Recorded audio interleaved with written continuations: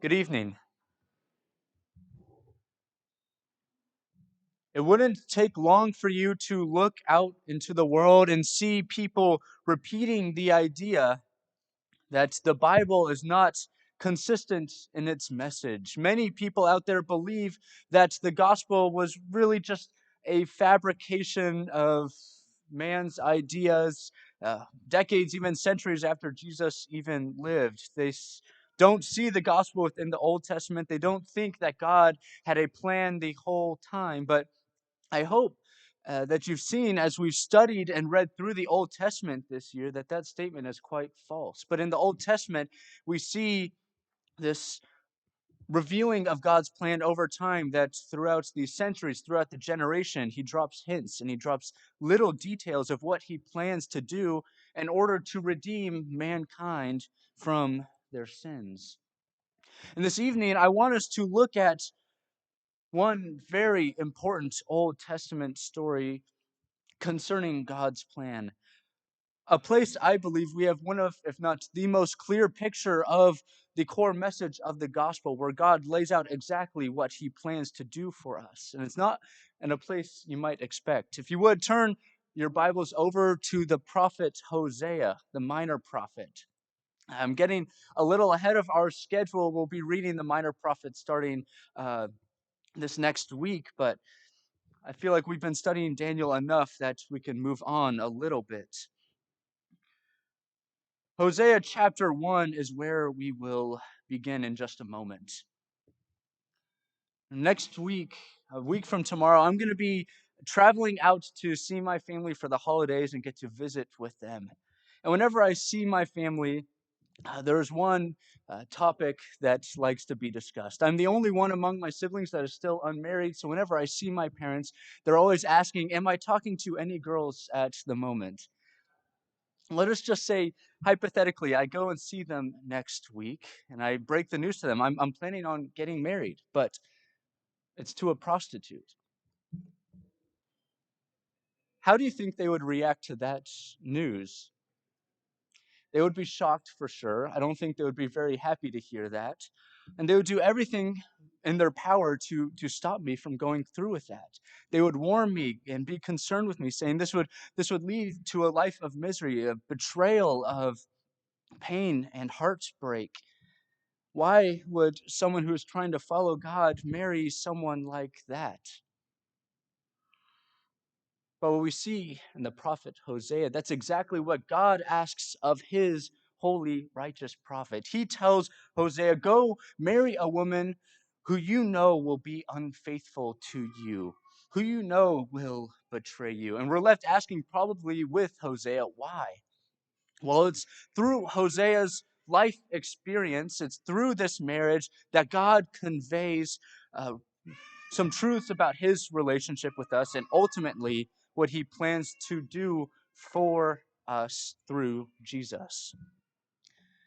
So let's begin looking at Hosea. Beginning in chapter 1, we are shown a picture of a broken marriage. Hosea 1, beginning in verse 1. The word of the Lord came to Hosea, son of Beri, during the reigns of Uzziah, Jotham, Ahaz, and Hezekiah, kings of Judah, and to Jeroboam, son of Jehoash, king of Israel. When the Lord first spoke to Hosea, he said to him, go and marry a woman of promiscuity, and have children of promiscuity, for the land is committing blatant acts of promiscuity by abandoning the Lord. So he went and married Gomer, daughter of Diblaim, and we'll stop right there.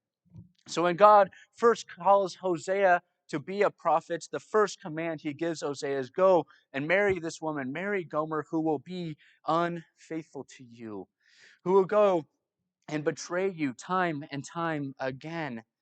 We don't hear Hosea's reaction, but you could understand that he'd probably be questioning and wondering why God would command such a thing from him. Well, God tends to use the lives of his prophets as a message. They are a living message. And we see on multiple occasions, God even uses the marriage and married life of his prophets to proclaim a message. To Jeremiah, God said, don't get married because the city is going to be destroyed. It's going to be filled with death. And he wanted Jeremiah to avoid that pain. For Ezekiel, which we had studied before and just preached through, Ezekiel's wife was killed, and God said, don't mourn for her, just as God would not mourn for his people and their destruction. With Hosea, just like those two, his marriage was a message. But what kind of message can be learned from this relationship? Well, it's a lesson about God's relationship with his people. God tends to describe his covenant relationship as a marriage. It's a way for us to identify and understand the nature of our relationship with God. In Revelation 21, how is the church described? It is the bride of Christ. There are there are two kinds of relationship that have a lot of similarities. Both are covenant relationships. Both are lifelong dedications. Both require unique faithfulness to one another. There's no room for anything else. When you dedicate yourself to God, you're putting God first. You're not serving anyone or anything else. Your whole focus is on God. When you marry someone, your whole life is dedicated to them. There's no room for anyone else in your life. It is a unique faithfulness to that individual. And if you go against that covenant, it causes great and terrible damage, even breaking the relationship. An act of unfaithfulness can quickly lead to the destruction of a marriage, and an act of sin breaks our fellowship with God. Do you ever consider the kind of damage our sin really does? Sometimes we might say that there are light sins and there are heavy sins. Some sins are not as bad as others. Some sins are just not really all that bad, don't do that much damage. I can get away with it. But when you relate it to the idea of a marriage, there's no such thing as a little light cheating. No, even just a small act can create a wave of destruction, and the same is with sin. So consider it from that perspective. Consider what God might feel in that, the heartbreak, the pain, the betrayal he feels. He's conveying all this through Hosea here. It destroys relationships. And that message is expounded upon as we are introduced to Hosea's children here. Continue reading with me in verse 3, picking up where we left off. And she conceived and bore him a son.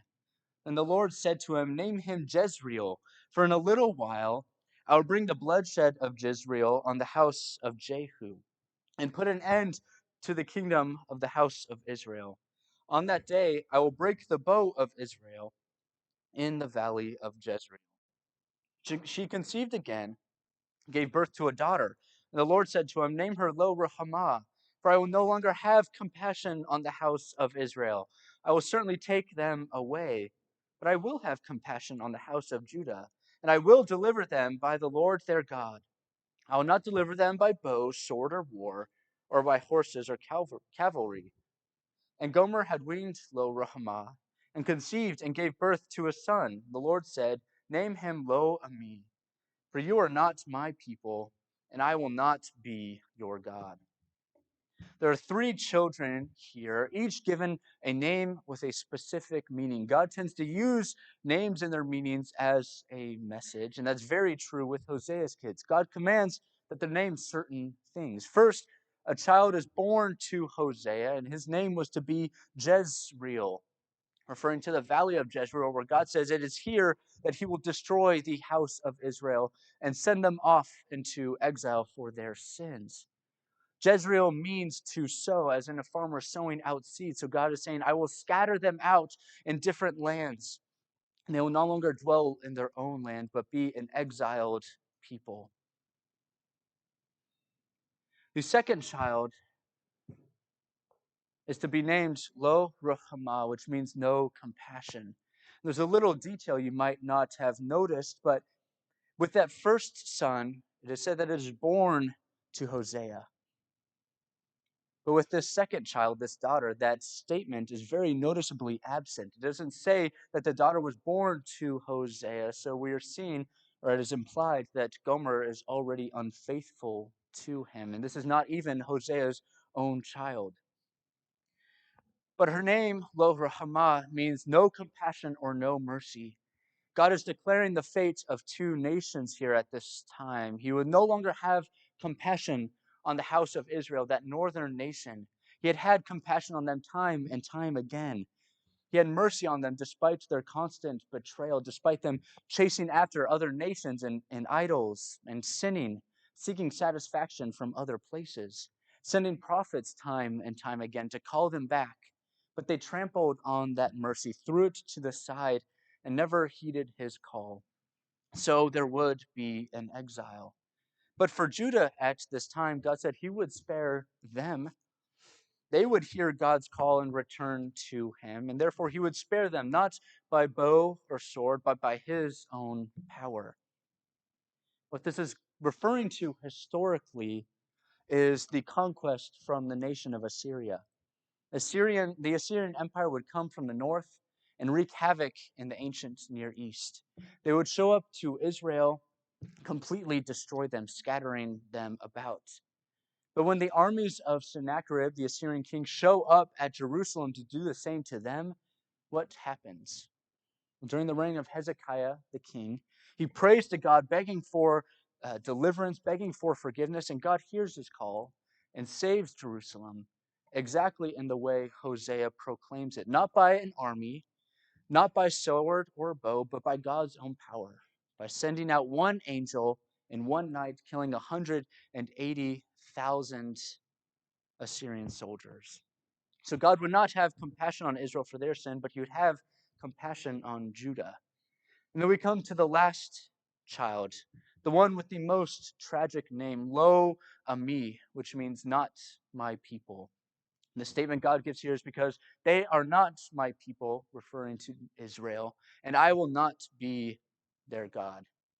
It is a reversal of the great covenant statement given at Mount Sinai in Exodus, where God says, I will be their God and they shall be my people. It describes his relationship with them, that I am their God. I will care for them. I will protect them. I will nurture them, support them. But what happens is Israel broke that covenant. They transgressed it time and time again. So you can imagine here, it's God giving a certificate of divorce. You are no longer my people. You no longer get to receive the blessings of being in a relationship with me. And if Hosea's message stopped right there, there would be no hope. They no longer have a relationship with God. They will no longer receive blessings in life from God. What hope could there be? But thankfully, God does not stop the message there. Let's continue reading to the end of this chapter. Yet the number of the Israelites will be like the sands of the sea, which cannot be measured or counted. In the place where they were told, You are not my people, they will be called sons of the living God.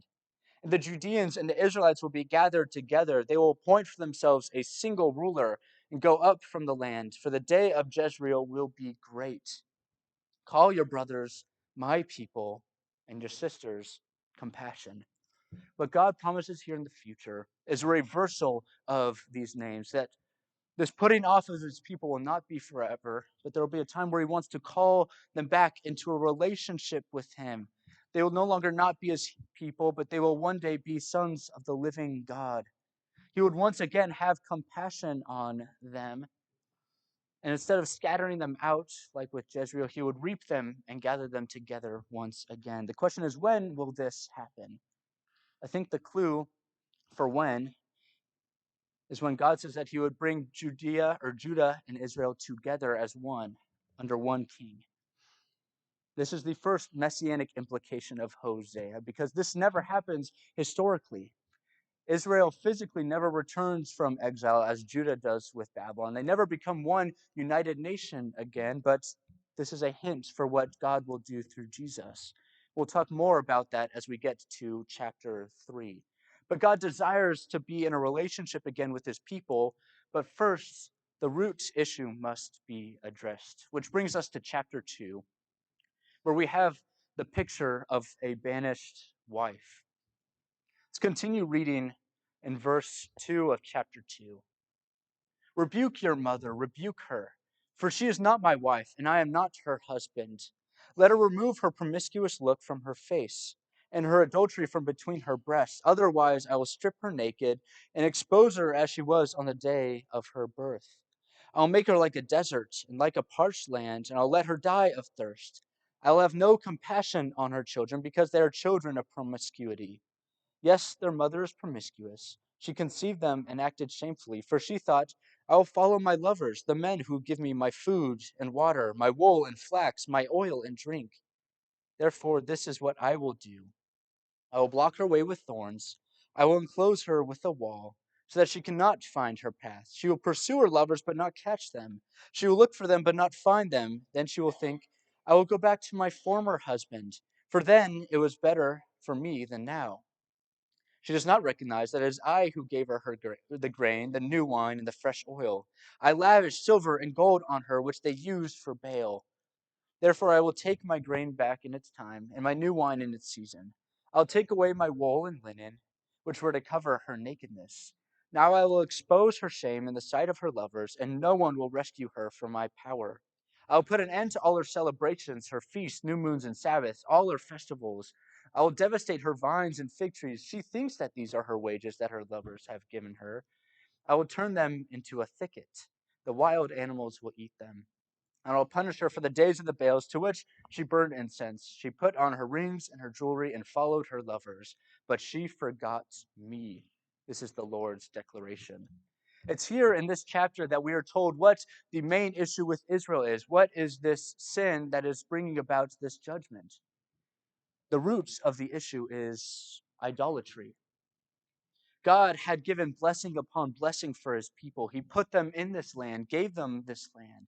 Within this land, he made them fruitful. We see here that he had given them abundant crops. He had given them gold and silver. He nourished them, cared for them, brought them up. But what did they do with those blessings? Did they bless God in return, who cared for them so much? No, they took those blessings and they attributed the glory and the honor to false idols. And they used their own blessings to worship those idols. It is a slap to the face of God. We see this from the beginning of the northern nation of Israel's history. When Jeroboam, the first king, took the throne, what is one of the first things that he did? In order to prevent the people from going down to Jerusalem to worship God, he set up two golden calves, just like at Mount Sinai. And he said, these are the gods who brought you out of Egypt. Worship them. These are the gods who blessed you, who gave you the land. They attributed God's blessings to another source. And it evolved from there to taking on even the pagan idols around them from the other nations. Here we have specifically mentioned Baal, who was very popular among the ancient Near Eastern pagan religions, a god attributed to being a storm god, a god of rains, who the people believed gave them the rain that gave them their crops. So if they had a good harvest, they attributed it to Baal's blessing. The people of Israel adopted this as well. They pushed God out of the picture and worshiped idols instead. And I want us to pause and reflect and ask yourselves, do we happen to sometimes attribute the blessings of God in our life to other sources? Do we sometimes give the glory to other means besides God? I would say sometimes that's true. Not necessarily to idols or to false gods, but rather think the main culprit is we attribute it to ourselves. We give ourselves the glory, look at our own ability and skill and power and say, I did this for myself. We sometimes act like Nebuchadnezzar in Daniel chapter 4, who looked out at his great empire and said, look at all I've built for myself, forgetting it was God who gave him the land. Sometimes we build up our own pride and ego, thinking we bless ourselves by our own ability, completely forgetting it was God who gave us the ability to provide, who gave us the skills and talents we have, and He's the one who blessed us time and time again. We cannot forget this. So, how does God plan to fix this problem within Israel? Well, he says, these blessings that you've been attributing to these other gods, that you've been using to bless other gods, I'm taking that away. I'm taking away the rain. I'm taking away the wool and the flax so that you can see your need for me and that it was always me who blessed you. Homer Haley once wrote that once stripped from God's gracious beneficence, a nation or individual is left desolate, dead from spiritual thirst. When we are cut off from the blessings of God, we see how deeply we need him. This is seen through the prophet Elijah.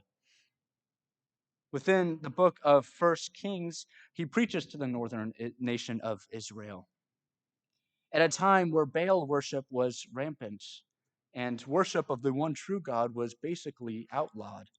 And its prophets were being killed for speaking the truth. And Elijah goes and says, for 3 years, there would be a drought. God would take away the rain that they attributed to Baal, the storm god. After 3 years, the hope was that they realized that Baal never sent the rain, but it was always God who blessed them. And it's God's hope in taking away these blessings that they would return to God, recognize that it was God who blessed them, and worship God for that. That's what we see here at the end of this chapter. Let's continue reading to the end. Therefore, I'm going to persuade her, lead her in the wilderness, and speak tenderly to her. Then I will give her vineyards back to her, and make the valley of Achor into a gateway of hope. Then she will respond as she did in the days of her youth, as in the day she came out of the land of Egypt. In that day, this is the Lord's declaration, you will call me my husband, and no longer call me my Baal. For I will remove the name of the Baals from her mouth. They will no longer be remembered by their names. On that day, I will make a covenant for them with the wild animals, the birds of the sky, and the creatures that crawl on the ground. I will shatter bows, sword, and weapons of war in the land, and will enable the people to rest securely. I will take you to be my wife forever. I will take you to be my wife in righteousness, justice, love, and compassion. I will take you to be my wife in faithfulness, and you will know the Lord. On that day, I will respond. This is the Lord's declaration. I will respond to the sky, and it will respond to the earth. The earth will respond to the grain, the new wine, the fresh oil. And they will respond to Jezreel. I will sow her in the land for myself. And I will have compassion on Lo Ruhamah.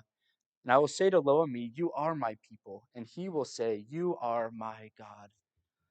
God's hope is that in taking away these blessings for a short while, Israel will recognize God's providential care and return to him.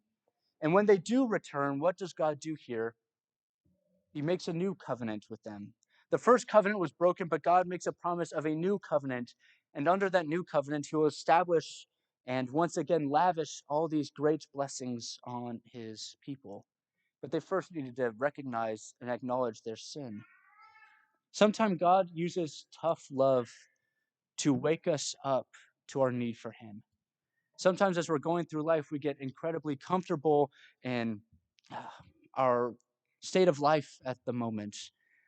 When we don't have need, we get comfortable. And if our pride inflates, as we talked about, we forget our need and reliance on God. We forget God's blessings. We push them out of the picture. And God sometimes sends pains or thorns in our side to wake us up, to help us recognize our need for him so that we return to him.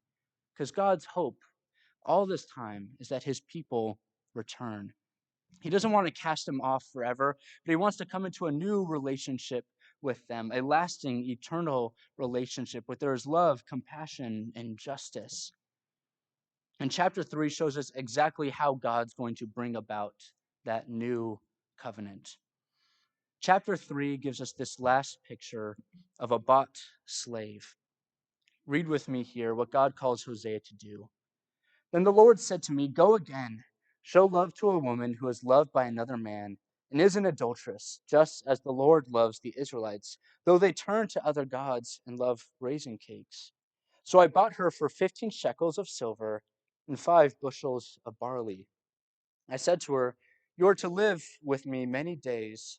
You must not be promiscuous or belong to any man, and I will act the same way towards you.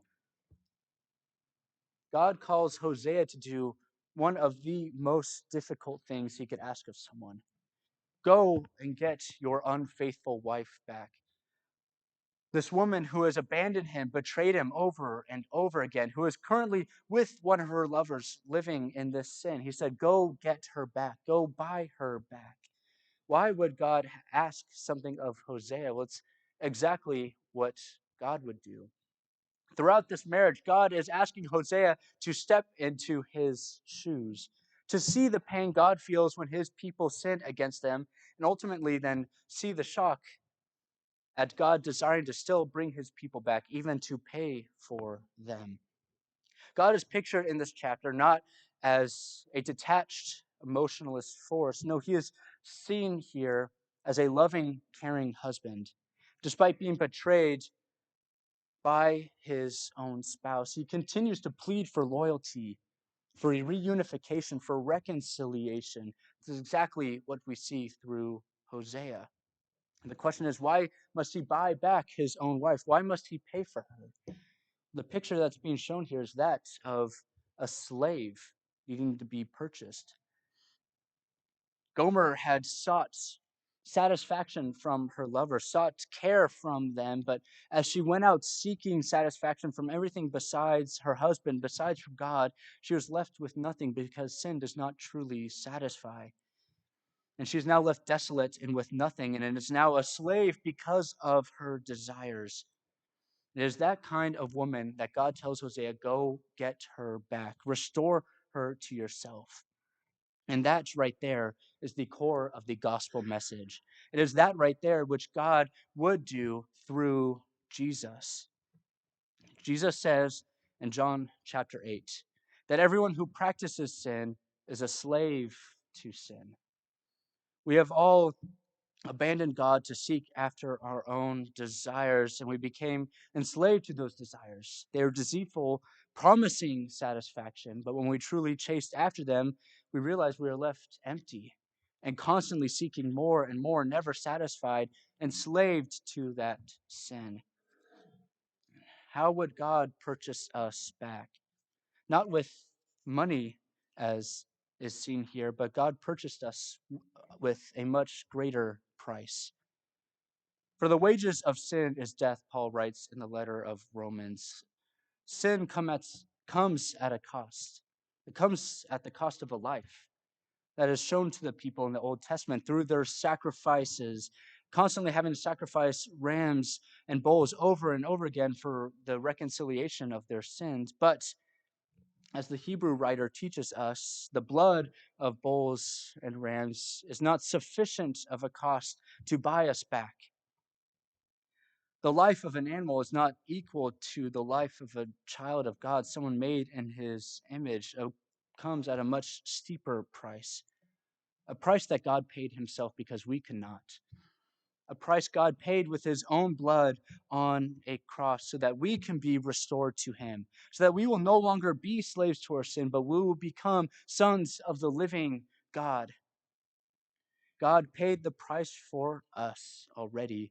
And he asks us then to return in faithfulness. He asks us the same thing that Hosea asks of his wife. I said to her, you are to live with me many days. You must not be promiscuous or belong to any man, and act the same, and I will act the same way to you. God is saying, be faithful to me. Don't chase after these other things, and I will be faithful to you. I will bless you.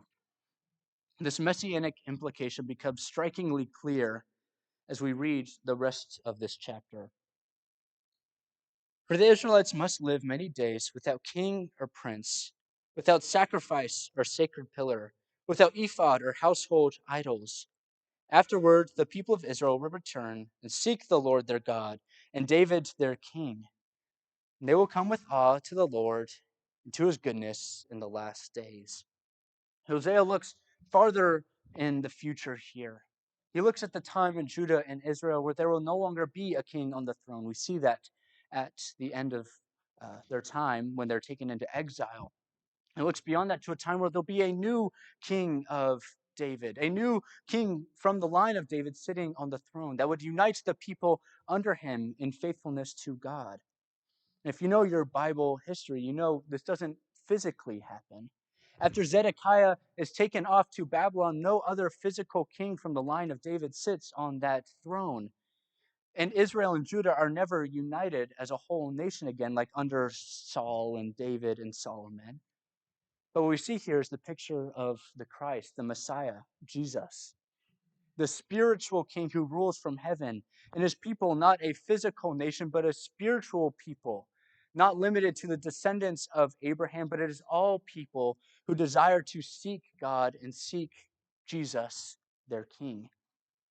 God paid the price not just for these two nations, but he paid the price for every single one of us. He loved us so much that he was willing to die for every single person here. What he calls you back to then is faithfulness to him.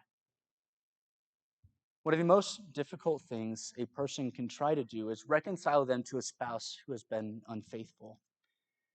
Just one act of unfaithfulness can leave devastating effects. It could destroy years of built up trust. It could devastate affections between two people and can leave lasting scars on a relationship.